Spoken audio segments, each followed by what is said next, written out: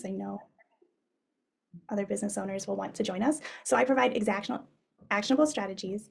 My goal is also to connect business owners with each other. So, as I mentioned, I would love for this call to be a kickoff to help others to make new contacts. And you'll see it's part of my strategy and my homework for everyone joining today. And then also a sense of empowerment. I have a really exciting announcement at the end of our call, and all of everyone who is here and everyone who will be watching on the replay all qualify for this freebie, and I think you're going to be really excited about it. My inspiration is a few amazing people. My parents, of course.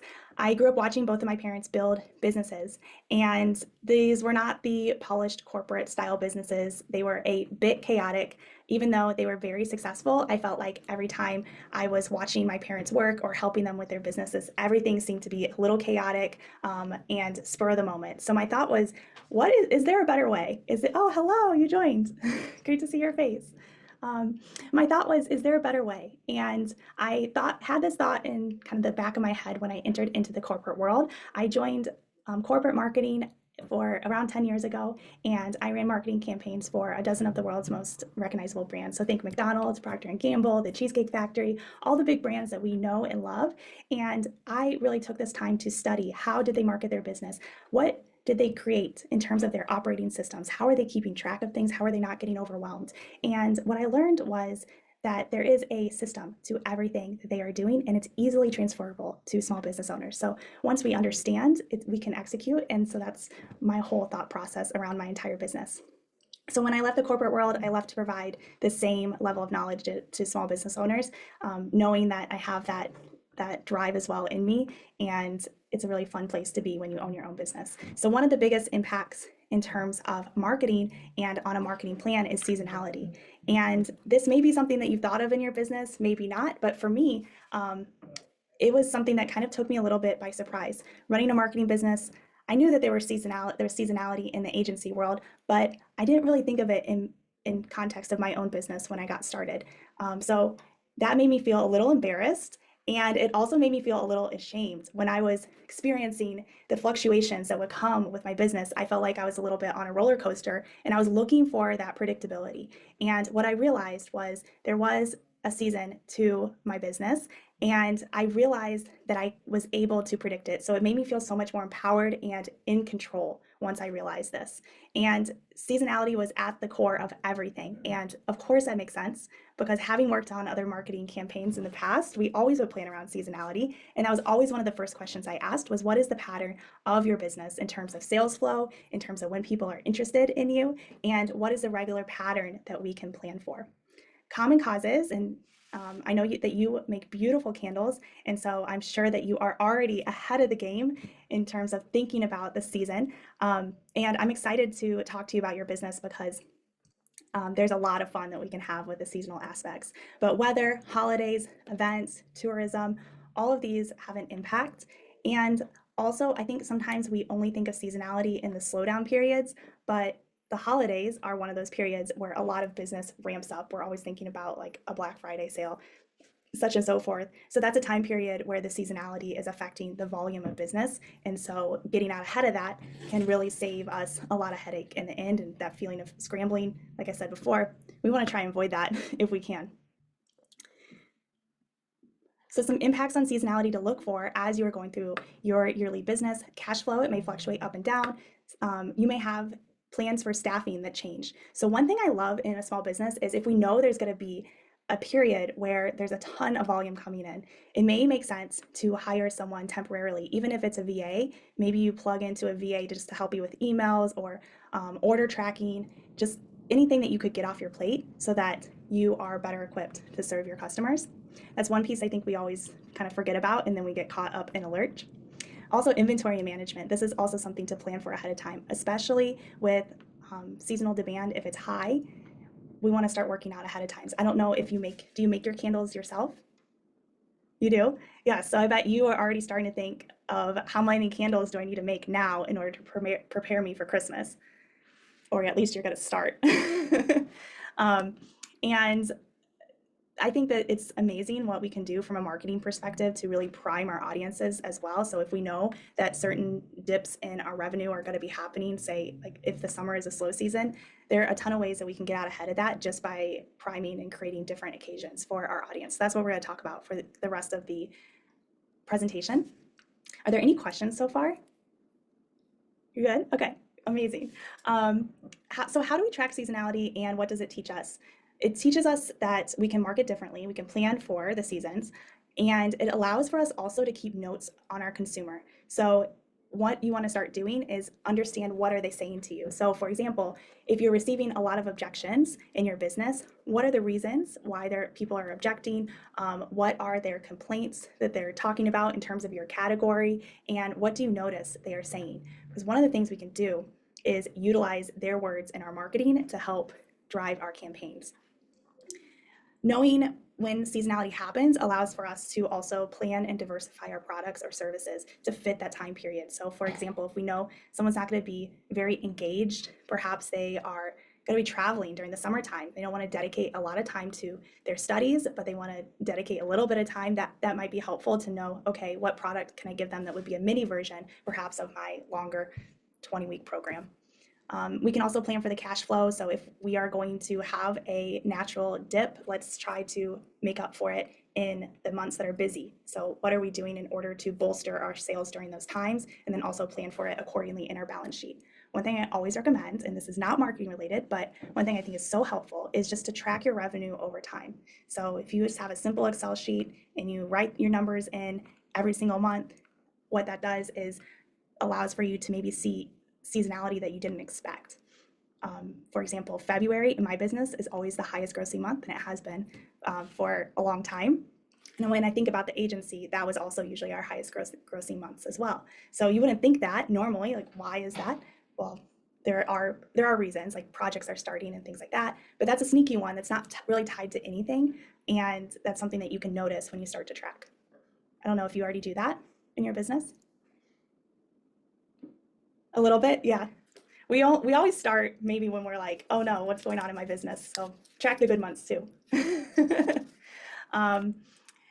Also, seasonality allows for us to create our promotional calendar. So if we know something's coming, we can get ahead of it. And then also utilizing historical data, as I mentioned, get your spreadsheet out. Anything that you can research about your category, any competitors in your space. For example, Bath and Body Works comes to mind. I would look at their promotional calendar and see what theirs is and kind of mimic it.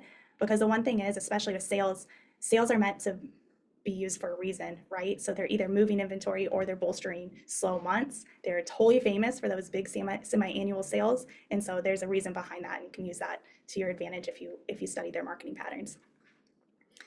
Seasonality is so powerful. It's an amazing way to build mental availability. And what mental availability is how quickly someone can remember your brand. So with the Bath and Body Works example, they're brilliant because they took their slow seasons and created them into busy seasons through their semi-annual sale. And you even think of them during those specific time frames. And that is like the best case scenario. You want someone to have a reason to think of you when they normally wouldn't. And that's what your marketing does, but also if you can tie it to a season, it helps a lot. Seasonality also gives us usage occasions, which is essentially a need or an excuse for someone to use your products. It's a time where you can increase your awareness and your visibility. So especially during, say, a holiday and gift giving, that's a natural time to increase your awareness. However, as I mentioned, you can build your own visibility too. So again, with Bath and Body Works, they built in a time for everyone to talk about them, and they manufactured that themselves in a time when they normally just would have been forgotten. You can also increase your frequency during high demand seasons, so you have a larger likelihood of being talked about, and then also a larger reason to be marketing more frequently. So you can send more emails, you can get away with a little bit more of a loud voice, and people are not going to be so annoyed from hearing from you so often. So it's another way that we can talk to our consumers without needing to go crazy inventing reasons. So we talked a little bit about your seasonality in your business. Are there any specific times that you are really interested in talking about? And you can just put it in the chat.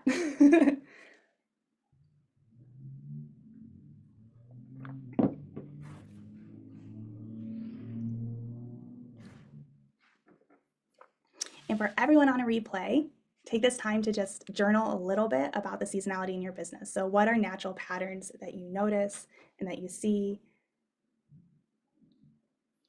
So what are the seasons that are slow or the seasons that are high demand that you naturally notice happening?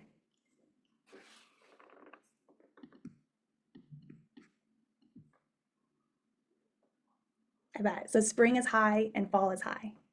Awesome.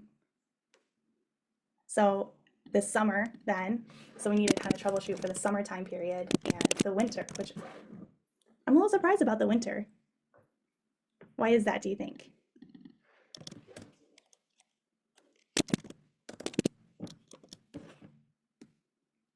Just like, I got a reason, I just can't type quick enough. Okay, so fall you're doing sales. Okay. You may not need to run that sale during the fall. So we can talk about that, actually. I love that. Yeah, we'll talk about it. That's exciting. Okay, so in terms of seasonality, every single business has a season, every business. And it's really interesting to look at big brands and recognize when they are pulling out their bag of tricks. So, for example, Coca-Cola, you wouldn't expect a Coke brand to have seasons. However, they actually do. So they actually have stronger seasons naturally in the summer and then also around holidays. And so they utilize these time frames actually to their advantage. So they've chosen to really double down on these times. They want to own Christmas. I think we can all think of an iconic Coca-Cola commercial from our tops of our heads. And essentially, they are looking to fill in the months of winter and also summer with events. So when you look at their campaigns, you notice that they have a lot of iconic seasonal campaigns around Christmas for different ads. And then in the summertime, in the wintertime, they are sponsoring a lot of on the ground events. So they're utilizing street teams to get their product out and into the hands of their consumers. And then also introducing limited edition flavors. So I think that is another piece that we don't always think of, but those limited edition flavors are meant to make people interested in your product again. So they basically create a reason for someone to buy you, even though they wouldn't. And I bet you they're running like BOGO or buy five packs for a certain amount of money just because they're wanting to increase those volumes. Spirit Halloween is another one of those that, of course, we think of for seasonality. 90% of its sales are in October through or August through October. And it's really interesting how they operate their business model. That being the case, they don't have a physical location, so they only depend on pop-ups. That could be something that you think about in your business, especially around the fall time period. Perhaps there's pop-up opportunities for you. And then also they're able to maintain an online store. So they actually do have an online store that they created for parties, and they greatly depend on their hype starting in August with influencers and sneak peeks of their inventory, really leading up to October. And that's kind of their big bet. A few more examples. REI definitely has seasonality, but theirs is a little bit more consistent because their seasonality basically is an inventory play. So based on the activities of the season, they are working to manage their inventory. So what you're going to see from them is a lot of sales in order to move product that's not going to sell. For example, summer product, it's not going to sell in the winter, so you're moving the product during that time. You're giving someone a reason to come in for a deal, and they're likely going to also purchase something of the current season because they'll either be in store or online, and you're giving them a reason to poke around your store when normally they wouldn't be there. The other thing that they have is a membership program, so that has helped as well to build loyalty year round. And then Blue Apron is the final one. So they actually is really interesting when you look at their business because they're one that you wouldn't really expect to have seasonality because everyone needs to eat. Everyone wants to eat something healthy and make it easy for themselves. But actually, when you look at their business, their season actually dips in the summer. So people are cooking less. They're out of town more often. They're on the go, with kid events and things like that happening more often. And so there's less time for them to cook. So they've actually created, number one, during the peak seasons, again, they're promoting a lot of healthy meals, and they've really taken that time to promote their products heavily. So they're making the most of those high seasons. But then also they're offering quick solutions. So perhaps instead of cooking your full meal, maybe you only have to cook part of it, maybe you have to cook none of it. And they're really looking to increase and solve that problem for you during the summer. They turned what was a slump normally into a big opportunity for themselves. So when you have times that are slow, this will inevitably happen. It's a big part of why we track seasonality. I've created a menu for you to choose from. And so you will get this as a follow-up. And I promised everyone 10 ideas that they could start today. So these are my 10 ideas. And I created this as kind of one of those menus that you can look at to increase your ideas. And it's not all of the ideas, but it's some, and I think could be really fun if we choose a few and work on them together this summer. So the first one is online presence. And I would say everyone, especially if you're in a slow season, should look at their visibility. So this one I would do regardless. From this menu, I would choose a few, but if I'm making this one mandatory, which is why it's in pink. Sometimes when seasons are slow, we want to shell up, and it feels like no one wants to hear from us anyways. So we sometimes can have the habit of avoiding our marketing altogether. And actually, this is the opportunity to create that loud moment for yourself. And you see that with the Bath and Body Works example I gave you. You see it with the Blue Apron example. You see that across Coca-Cola when they're creating their seasonal flavors. All of this is a way to create buzz and stand out in a big way in a time when, again, no one would be talking about them if they're not going to be talking about themselves. So a few ways to do that. Creating more visibility on your social platforms. So giving yourself a reason to be there. So is there a partnership that you can have with someone? Is there a program that you can launch? Is there a different variant that you can offer? I even think about candles. I don't know if there's something that you can do with this, but especially in the summertime, perhaps there's a way that you can offer one that's going to aren't there citronella candles that kind of help to keep the bugs away? So maybe it's like your camping kit, and maybe you could have that and a little one to have s'mores over. You probably already thought of that. I see you typing furiously. Yeah, I think that would be cute. I think that people would like that. The other thing you can do is target a different customer base. So if, for example, you are mostly online or in person, this could work both ways. Let's say your sales are mostly in person. So a lot of businesses depend heavily on festivals to make their in-person sales. It would be an exciting time to think about how do you do that online. So how do you bring your in-person sales online? So it could be a good time to work on your offers and start to build out a more year-round opportunity. I think memberships work really well for this. So if there's a candle club or something like that you could start, that would be pretty fun. But a way to target a different customer base that you normally wouldn't reach. So my goal, for example, with this webinar, and it's absolutely amazing because it connected me with you. I'm hoping to meet new people. And so thank you so much for being here. But overall, what we're trying to do is reach outside of our network. The most powerful thing we can do is reach outside the people that we are currently with, and then offer off-season discounts and bundles. That's kind of a no-brainer, but there's a way that you want to go about it. So for example, with the Bath and Body Works, they're creating a big seasonal moment for themselves. So it's a tentpole moment now. It's something that lives in our culture and our society. Give someone a reason to spend with you. It gives someone a reason to believe in your product and act now in terms of why is it so important that they purchase today. We talked a little bit about diversifying revenue streams, and I think there's so much you can do there in terms of adding products or services. For example, I know that there is a opportunity as well with some of the networks that we've been joining in. Perhaps there's a complementary business that you can work to bundle services. So maybe there on the replay, I wanted to introduce you to a woman who's she does tea. So she creates these she actually grows her own tea, a lot of it, and she also creates these beautiful blends. So that could be a really cool way to work together and perhaps promote something together.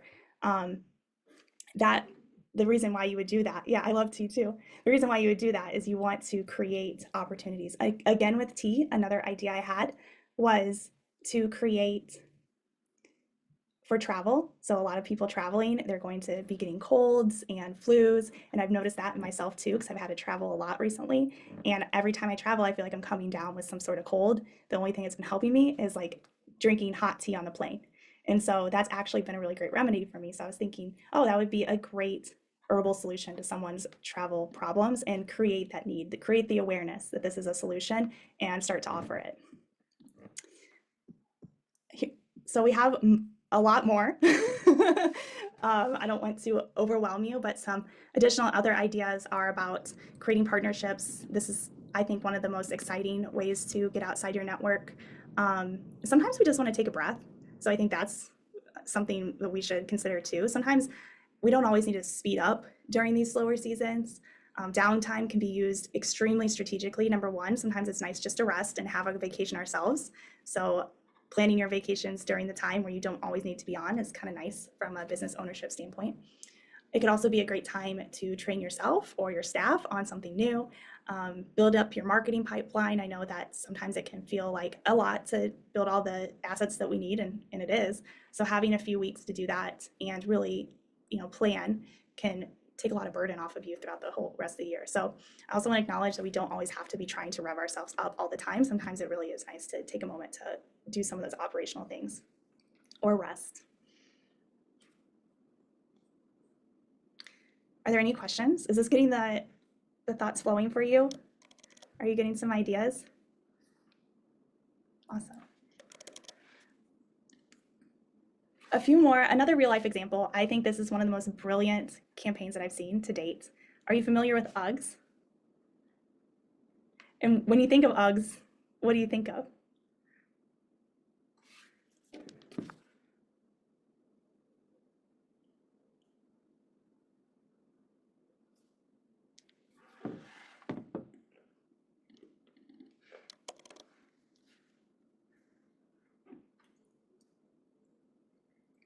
Yeah, slippers, like cozy time. So the last 3 years, they've actually been working up to I know, I love slippers too. Where are you located?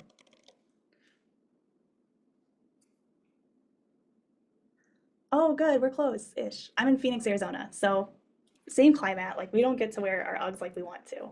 I wear them even though it gets hot. I'm just gonna wear them around the house. But Uggs, we typically think of like cozy boots. They basically are those ugly boots that own the wintertime season. And for such a long time, they've been known for that. Um, but they've been doing something really fun for the past few years is they've been really prepping their audience to receive an item that might be more focused on a different season. And they've been doing that through rebranding. So if you look at their branding, um, they're not just talking about their cozy, like the cozy warm effect, and you'll see kind of what they're switching to in the next slide. But they created a new product for themselves, and this is the sandal. So you can see what it looks like up here. So they launched a sandal, and they're really leading into this idea in order to combat some seasonality. The neat thing is they are staying true to what makes them unique. So they were able to launch this product because they noticed Gen Z fashion trends were leaning towards a shoe that would favor a chunkier heel and a with the wider leg jeans, and also the chunkier style was just coming back. And so they saw their moment and they're going for it. They've been creating these events all around comfort. So if you look at their pop-up events the past few years, they've been focusing on comfort more than they've been focused on cozy. So while cozy is one interpretation, they've been really leaning into big ways. Could they reframe their product, not just around the coziness, but also more so around the comfort? If you look at Skechers, they have done this too. And I know these Skechers is not the coolest brand, but when you think of Skechers, you think of comfort. And so I consider both these kind of like in the same category. And ultimately, repositioning themselves has started to create more of a thought process around confidence, self-expression, and they've been shifting their language around their product all the way since 2022. So this launch, while it's very timely, I believe that they have been planning for it for a while in terms of shifting their messaging. And this is something we can do too. For example, if we know we want to go beyond candles, or we want to go beyond tea, or we want to host an event, say we want to host a retreat event, we can start priming our audience to receive that message now, and we don't have to wait until the moment before. And so I think this is a really nice example that wraps up multiple strategies that we just recently talked about in terms of creating a new category for yourself, launching a new product, cashing in on a new audience. I don't think of Gen Z when I think of UGG, I think of millennials. And so this is kind of a reinvention for a new audience, and it is paying off for them. So it's definitely working. Their sales have been up 16% year over year. They made 1.254 billion in their last quarter, and so it'll be really interesting to continue to watch them to see how do they reinvent themselves. And I feel that the clothing preference is definitely in their favor. So let's keep an eye on UGG. So in terms of next steps, I love to give actionable homework. So the first step I would say would be create a calendar of seasonal opportunities. So what is happening around your product in, kind of the world that would align with the seasons. So for example, like fall is one of those time periods where everyone I feel wants a candle. So they are looking to be cozy, and so definitely cozy makes sense, candles make sense. Summer time frame, maybe not so much. So that could be a time where you think about, okay, like, do I launch a new flavor, or sorry, not flavor, scent? Do I launch a new scent? That always cracks me up because I feel like the boomers always call scents flavors and flavors scents. I don't know if you noticed that, but my mom does that all the time. So I just did it, so I'm guilty now too. But new scents. So perhaps there is a flower-focused scent. I'm just spitballing here, but if there's a flower farm in your area, maybe you can use them as inspiration, and you can create a flower that smells like their dahlias, or there's ways that you can start to kind of create reasons for someone else to promote you, but also reasons to promote yourself. And so we can just go on and on.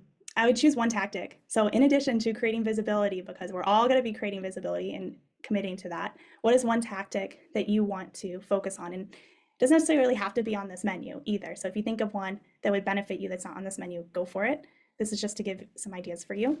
And then I will also connect you with everyone in this room. So obviously, most people are watching this on replay, so I will be connecting you online. And I would love to meet up again. So as my freebie, I'm giving everyone a 30-minute check-in with me, one-on-one, to align on your strategy and your focus. And I would love if we can meet back in around 30 days. So I would love to do an initial check-in when you have time over the next few weeks, and we can decide on your strategy. And then perhaps we can all get together as a group and really talk about what were the effects of the plans that we implemented, what are we still working on, and where do we need help? Because my goal is that we all can help support each other. And I think that we can really conquer a lot of this, the slumps that sometimes happen with seasons, and also create a lot of exciting opportunities for us when we are intentional. So that is my thoughts on that. I'm excited. I'm excited to be able to talk to you, maybe not just over chat. So I will send you a link. You can book time at your leisure whenever you are ready to chat. And I do have thoughts around the summer and the winter. Obviously, we had a lot of summer ideas. I don't know if you need to be discounting during the fall season. So that's something we can look at together. And I want to talk to you more about that. Like, what are your reasons and your thought? What are the discounts that you run? Maybe it does make sense. I don't know. I would love to get into that for you a little bit more. So I'm excited. Thank you so much for being here. Is there anything else that came to mind before we log off?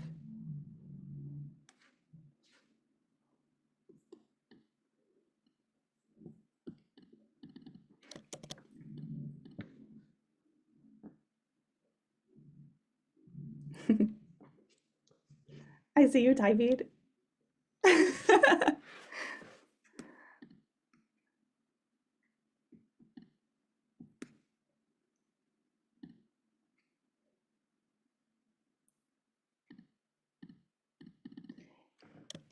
Yes, you can definitely message me on Instagram, and also let's connect live. So I will send you a link to my calendar, book your free 30-minute session, and we'll talk live about anything you want to talk about in your business. I'll send it to you over Instagram too. Yeah, awesome. All right, well, thank you so much for being here. I so appreciate you joining, and it just made me so happy to be able to meet you. Awesome. Bye, thank you so much.